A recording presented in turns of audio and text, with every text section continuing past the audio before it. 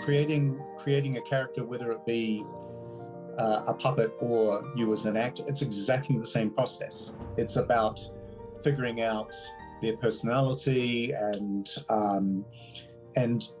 a lot of, not a lot. Sometimes people can get a little bit caught up in trying to create a character voice for a puppet. But if you start working on the character first, you'll find that the character voice will start to actually present itself, and that you will start speaking as that character. Oh, that's great. Oh, I love it. There we go. So we've got a bit of background puppets. Yeah. Their fur is getting in my nose. How are you? I'm fine, thank you, Paul. It's so lovely to talk to you. You Yes. are, you know, it's morning here in Vienna, and it's almost midnight there in oh, what time is it now? It's 10 o'clock in the evening. Yeah. Yeah. Oh, okay. Thank you so much for talking to me at this time of night. That's right. Yeah. I'm so fascinated by your puppets. I found you on Instagram. Yeah. And I also saw this amazing puppet that you are doing at the, well, you have to explain to me, because I just saw it moving or the new design that you made. Which puppet was this? What is the recent one that you posted? I posted are you talking about the one that's very pale with big ears and the coat? Yeah. Nosferatu. Yeah. So tell me about, first of all, tell me about how you started in puppetry. Mm-hmm. Well, it's kind of a very circuitous route. I am a child of the 70s. And so I was born the year that Sesame Street first went to air, back in 1969. And in 1975, 1976, The Muppet Show first aired as well. And I just fell in love with puppets then, and taught myself to build puppets and to puppeteer. We didn't really have any resources here in New Zealand. I didn't have anybody who could teach me. So what I did was I learned to make puppets from studying how soft toys are made, and then just figuring out patterns from there. So they were a little bit hit and miss, but I was under 10 years old when I started building puppets. Wow. But at the same time, I became very, very passionate about cartooning and art, and wanted to go down that route as well. And then when I hit my teenage years, became a big fan of horror movies, and I wanted to be a creature maker. I wanted to do special effects makeup. My heroes were people like Rick Baker and Rob Bottin and Dick Smith, the giants of the American effects makeup world. And then when I was 16, I did my first school show and found I could sing and fell in love with acting, and all of that got put aside. And I trained classically as a singer, and my first gigs were actually with Opera New Zealand when I was 20.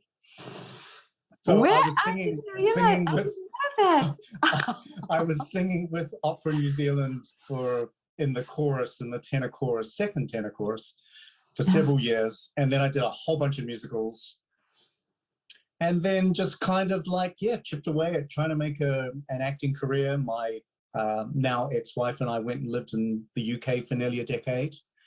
It was a bit of a struggle to get work there, but we had a lot of fun and made some great friends. And and when I came back to New Zealand, I decided to be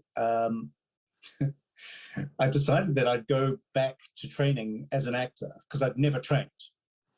And I decided, because I'd gotten to drama school when I was 22, 23, but I was also getting a lot of work. So I thought, I'll put training aside.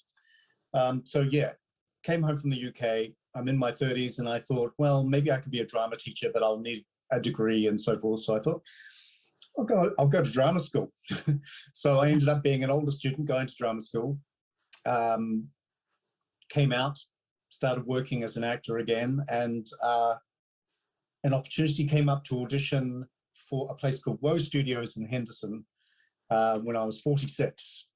And they were going to be all about puppets. And I thought, wow, I haven't done anything with puppets in 30 odd years. I hadn't picked up a puppet. I hadn't built a puppet.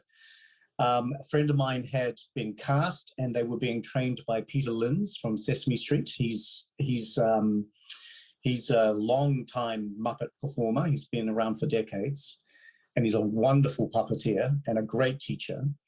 And anyway, my friend said, I know that you used to love puppets. Why don't you audition for this place? So when they held the next round of auditions, I applied and I built a puppet for the first time in 30 years. And I was like, how do you do this? So I popped onto YouTube, and it was just like, oh, that's how it's done. Okay, fine, right. So I just figured out a design, built the puppet, went and auditioned, and got cast as a principal puppeteer, and worked there full time for 4.5 years as a puppeteer, and began making puppets as well. And within the first few months of starting there, I would take the puppets that I was building for myself at home and take them and show them to my boss. And he sort of reached a point where it was like, and the in-house director as well, they reached a point where they were like, yeah, we think your puppets are professional enough to be in our shows. And so I started building puppets for the shows, and then we did a TV show, and some of my puppets appeared in that. And so, yeah, that's a long-winded way of saying how I came to this point. So I've been doing this for 5 years professionally now, and it's all I've been doing in the last 5 years is puppetry or puppet making. Isn't it amazing that how this jump from as a child being interested in the puppets? But now I want to ask you,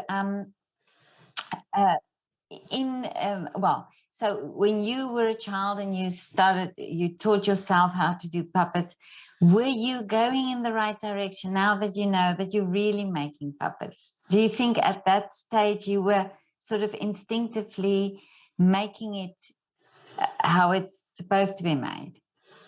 I had an understanding of design, and once one of my aunts taught me to sew, and she taught me to hand sew, which is, for me, that's how I make my puppets. I hand sew all my puppets. I don't machine sew them. Once she sort of gave me those skills and also showed me how patterns are made and so forth, I did find I had a grasp of how to design a character and then break it down into patterns. But there were so many things I was missing. I didn't understand about foam understructure, and that whole art of creating a foam shape that you then put material over the top of, because nothing that I saw on TV to do with the Muppets actually showed you that process. So I didn't know that's how they're made, and I knew no puppet makers in New Zealand. There was nobody doing that I was aware of when I was interested in puppets at that time. That came later, but by then I'd already moved on. And of course there was no internet, and even magazines. I hunted, I searched libraries and magazine stores for anything to show me how it was done. And in the end, I just kind of had to fudge it a little bit. But some of the puppets came out okay. They actually weren't too bad. Yeah. Do you still have some of them? None, except for one. And the one that I've got was actually one of the first latex rubber monsters that I made. And I made it when I was 15. And it's kind of quietly rotting away in a box. Yeah, but all the other puppets I actually gave away to a children's hospital when I was 17 or 18. Okay. So they're all gone. Yeah. But you've been in the arts all your life. So you've first as an opera singer, and then an actor. And now, when you make your puppets, are there things about being in those careers or characters that you've played that sort of in the back of your mind come forward in these puppets that you make? Absolutely. Oh, it is. Because creating a character, whether it be a puppet or you as an actor, it's exactly the same process. It's about figuring out their personality and a lot of, not a lot, sometimes people can get a little bit caught up in trying to create a character voice for a puppet. But if you start working on the character first, you'll find that the character voice will start to actually present itself, and that you will start speaking as that character. So I don't think about voice at the start. I just think about who is this guy here, for instance. And he's a character I've not really worked with very much, but he's got a name now and he's got a bit of a personality, but he could be explored. So yeah, it is exactly like being an actor when you think about all the things that go into that, because a puppet is a living, breathing thing. So and they have feelings, and they react to certain situations in a certain way. They have a certain energy level. Some may be low energy, some may be very high energy. Really? Some may be quick to anger, some may be very patient and say very little. You discover that, and some of that will come from the script if it's a character that's been written for the first time for you. When I build a puppet, I often find that they're a puppet waiting for a personality, because what I think about is the design. So like this guy, he came really out of, there's a flower that grows on my property that kind of has this shape. I've forgotten the name of the flower. It's just gone from my head, but it's a very similar shape to this. And I thought that would make a wonderful puppet. And so I designed this guy, but he was built without any thought as to who that character was. So but how one day I'll figure that out. Is he just a hand puppet? So if we talk about puppets, you talk about, oh, I see. Yeah, so he's a hand puppet. He's hello. So yeah, he's got rods for hands. So I have. Yeah, so he could be used in performance. Absolutely. Are you the voice of all your puppets? Okay. Yes. All the characters that I've ever worked with, apart from one commercial and also a TV show that I did, I provide the voices for. And that's usually the case. It's so much harder to do a performance to somebody else's voice. And there's no room for improvisation if you aren't providing the voice. And improvisation is something that I love, and has been, when we worked at Woe Studios, it was such a big part of our live shows to just constantly evolve the characters, evolve the scripts. And, you know, in the moment you might think of something and it might just suddenly strike you and you speak as the character, and it's like, that worked because it got a response. And a favorable response, and you're like, okay, we're gonna keep that in the script. But also just that ability to be able to act upon an impulse is for me really important as a puppeteer. So if I have to puppeteer to somebody else's recorded voice, it's not as freeing. I can find moments, but because you're working to a recording, you can only, you have to fit to the same vocal pattern, take after take after take. There's no variance, but you can find little things. And is it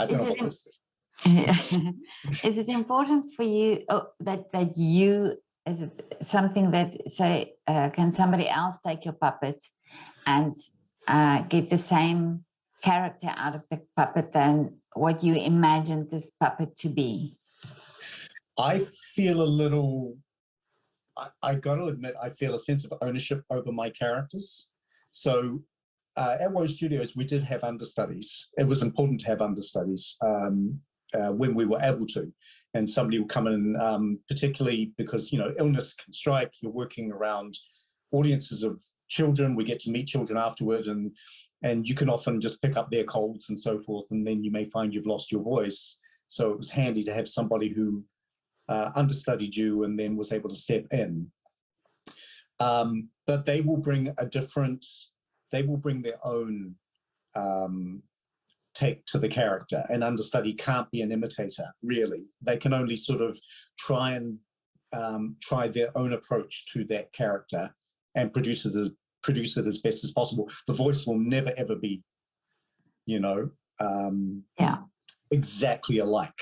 As you know, you'll see with like Jim Henson was Kermit the Frog originally, and then you had Steve Whitmire, and then so on and so on afterwards. There's variances in the voices after Jim Henson. You can tell that, you know, you're not hearing Jim when you see Kermit now.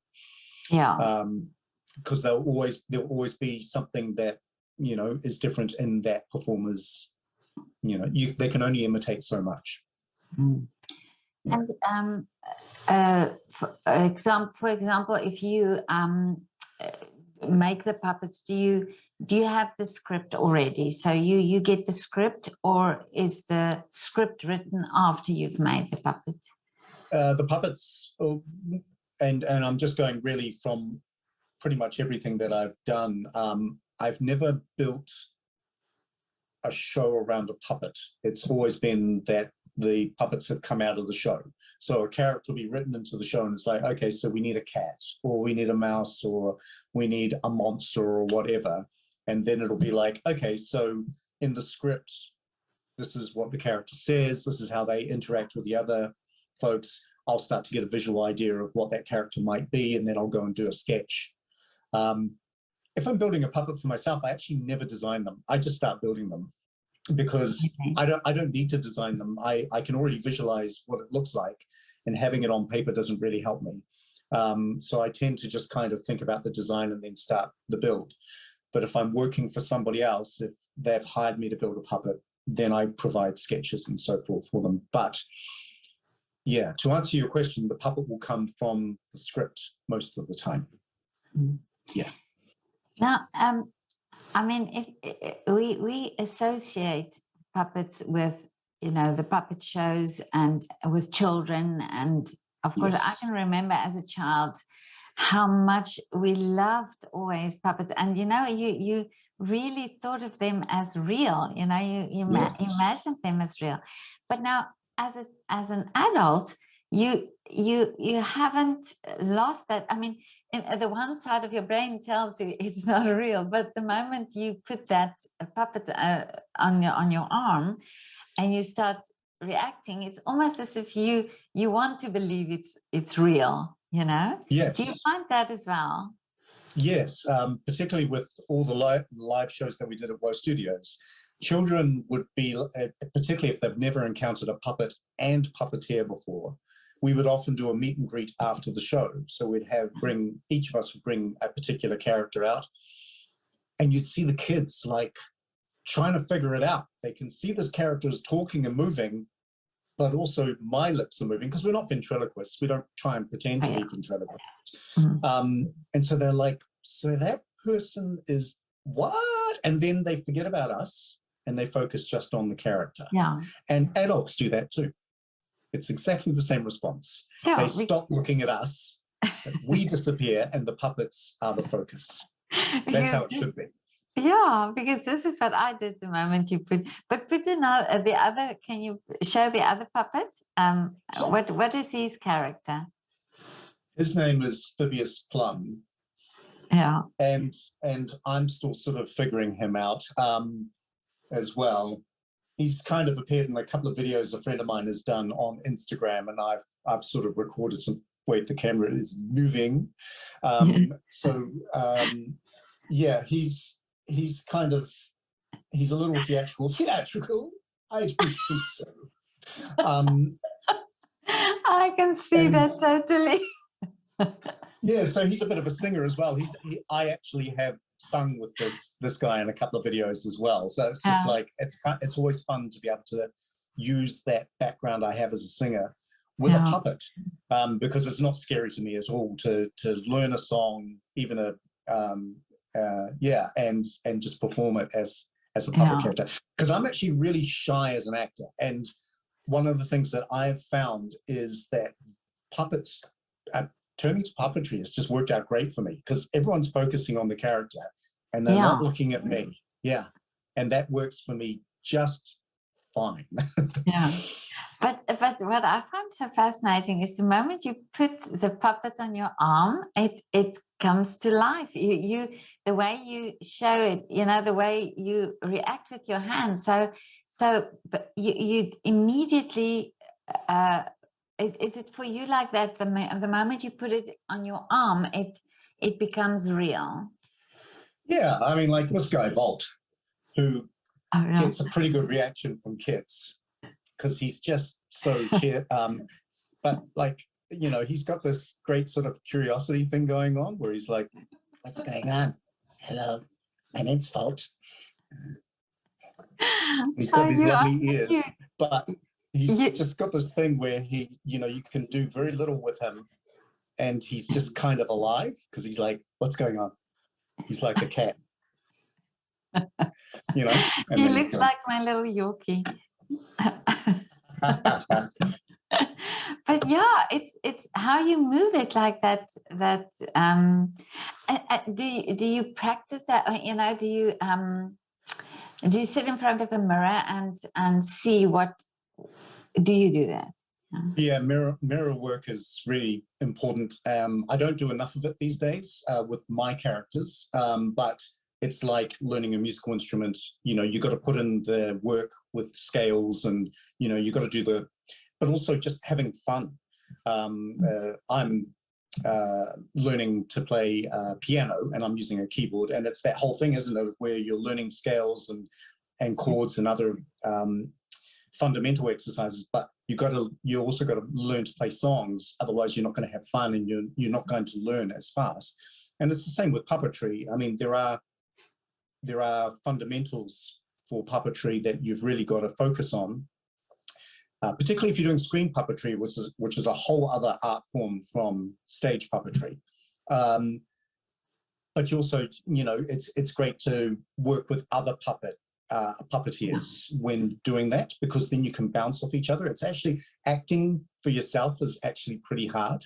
So one of the things that when teaching people to puppeteer that we get them to do is just lip sync to a song, a song that they know really, really well, like they know all the lyrics, and in front of a mirror, and then just put a performance into that. Oh, okay. Because it would be, it's really hard to just be in front of a mirror and then like try and act with yourself. Yeah, you want to bounce off somebody else if you're going to act, but singing is different. You can just like go for broke and just make discoveries as a puppeteer, just in miming to a song. But now you must have a lot of fun with your colleagues when you work on a puppet show like that. Yeah, we did. Yeah, that's right. There are people that I get to work. Because I've since left Woe Studios, and I've been working for other companies. But we have a very small group of puppeteers here in New Zealand who work professionally, and so every now and again we get to work together. There's not a huge amount of work in New Zealand. A lot of it is self-generated. One of my friends from Woe Studios, she set up her own little puppet company, and she's starting to grow that. And she developed an interest in building puppets whilst we worked together, and she's worked really hard on growing her skills as a puppet maker. So because the great thing is, I think that anyone who puppeteers should know how to make their own puppets, because otherwise they're held back. And if they can start to create their own characters themselves, they're not waiting for somebody else to make them a puppet, or not waiting to find the money, because it's expensive to build somebody a professional puppet. I do get queries for commissions, and when people find out what it costs to actually build the kind of puppet that they want, I usually don't hear from them again, because they don't understand just how much goes into building one. Yeah. And, and like you said, that the character evolves while you're making it, so you understand your character much better because you made it. Yeah, I mean, I think it's just also you have a connection to it, because like, but there are plenty of puppeteers fantastic puppeteers who've never built a puppet in their life, but they know how to put on to take a character and then and create a fantastic performance. So you don't need to be, but I think that in this country, if you want to be a puppeteer, it's to your advantage to learn those skills. So you've touched now on a subject that you say that there's not a lot of work for a puppeteer in New Zealand, but now how do you think that could change? What would be? Do you have an idea to think? Have you thought about what is the problem? Why it is like that? Well, it's as my boss at Woe Studios found, it's just trying to. People do love puppets, but it's just trying to find. But people love puppets, but they tend to associate them with children. So it can be quite difficult to get older kids and adults interested in puppets, unless they have a connection to the Muppets. Then they might have that going on. But getting funding can be difficult when people are like, well, like for a screen project, for instance, because they'll see puppets as for little kids, and it's just like, well, you know, how's this going to work? I really don't have the answer. One of the things that I have found with my career is that I've graduated away from these kind of cloth characters, more towards the kind of puppetry that I'm doing for the TV show Sweet Tooth, for instance, which is a realistic character who is puppeteered by several people in bunraku style, Japanese, you know, where you have several people potentially working on one character. And that's actually really where my career has more gone to. And I've been able to get reasonably consistent work over the last 2.5 years. This year I've done 2 movies as a creature performer. I've done 2 short subjects where I created the puppets as well as, and they're not puppets like these. Unfortunately, I can't show you anything. I'm not allowed to. But the characters are very, very different from the kinds of puppets that I've built before. And so I've been learning new skills as a puppet maker for those projects. And like with Sweet Tooth and the 2 movies that I've done, I'm doing the kind of puppetry that I was really interested in as a teenager when I wanted to do horror movies and stuff like that. It's creature stuff. Yeah.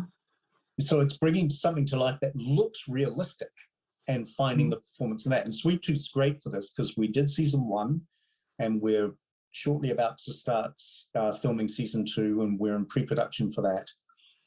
And so it's getting together and going through the scripts and finding out how and figuring out how we're going to bring this character to life for this new season in his scenes, how he's going to interact with the other actors who are real people, and because he's the only puppet in the show,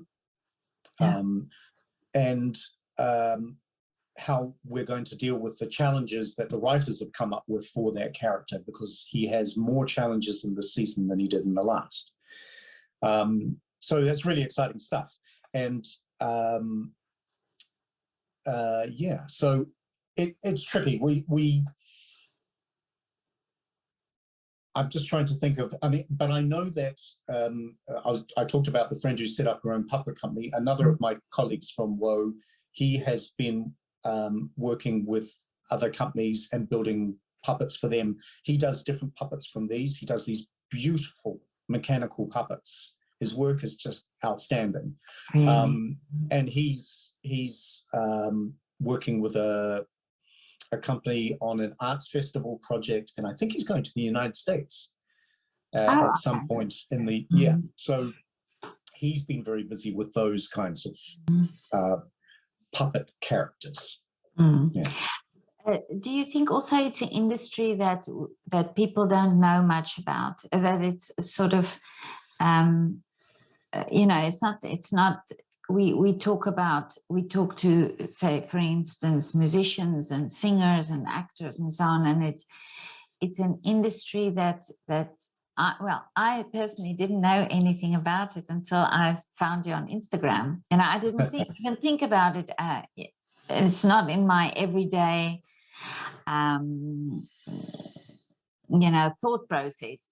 But do you think that could be the problem? You know, that it's just an industry that's not a lot known about. Yeah, and I mean, I most people's connection with puppets is through the Muppets themselves. You know, they may not have ever seen any other kind of puppet show, or paid attention to any other one on TV, but they'll know the Muppets. Yeah, potentially, that's right. Yeah. And I mean, I mean, this is just my observation. It's you know, the Muppets did something so well that everything else kind of does compare to it. They took very simple designs at times, but just really appealing characters, and the techniques used to bring them to build them, and the textures that they used, and yeah. I'm just trying to think about in this country about the stuff that puppeteers can be doing, because there have been bits and pieces here and there, but nobody has. I mean, there was a show, a TV show called The Mo Show, which was very successful for many years here in New Zealand, and the creator of that, Jeremy Dillon, had a great success with that.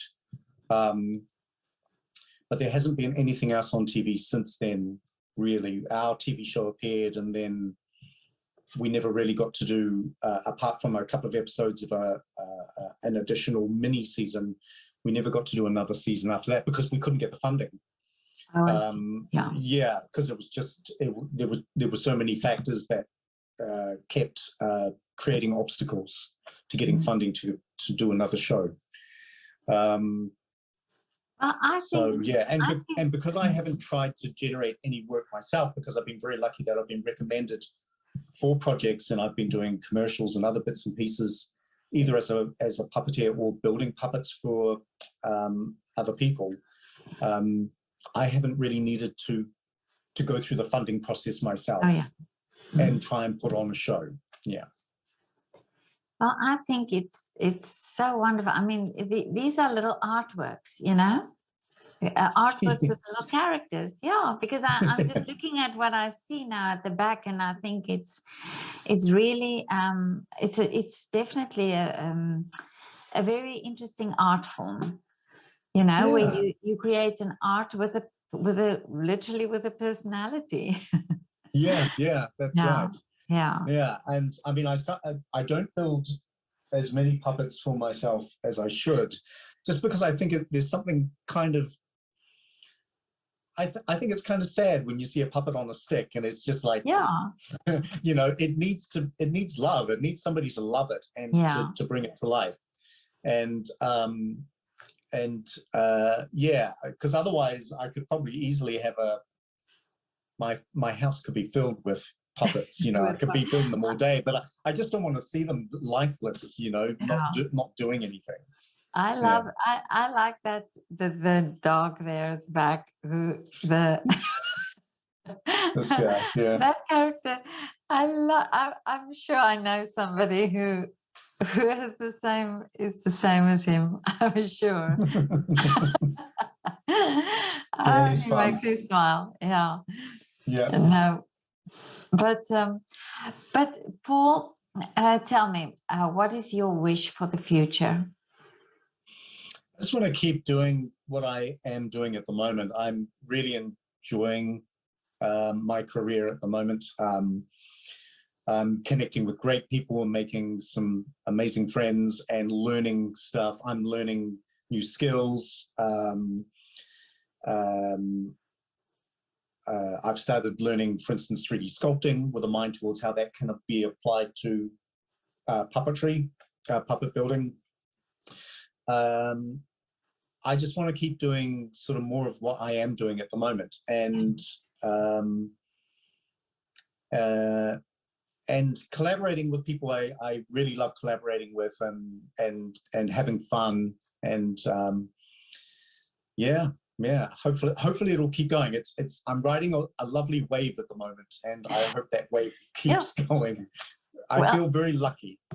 Well, I mean, you are just proof here that dreams come true, because I mean, you had this dream this wish to build puppets when you were a child, and look, here you are. I mean, did you ever know that this would be where you are? I mean, the 8-year-old Paul. I think I would have gone crazy if I'd been able to meet my 52-year-old self and be told, oh yeah, don't worry, one day you'll get to do this for a living. I would have been like, what? I probably wouldn't have tried to be a singer actor. I probably would have kept going with the puppets. Yeah. I remember when I was 17 or so, I thought maybe I should build a bunch of puppets and put them on videotape and send them to Jim Henson. Really? This is 1987, and see if he'll give me a job. And I kind of wish I'd done it. I never did it. Yeah. I never did it. Yeah, I kind of wish I had. But yeah. But you know, you had this is the way you had to go, and you had to sing, and you had to you know, do all that, and acting, and this, I think this is part of like you said, it's also part of the characters you built, you know, the puppets you built. It's because of that. Yeah, definitely. Yeah, all of that has helped.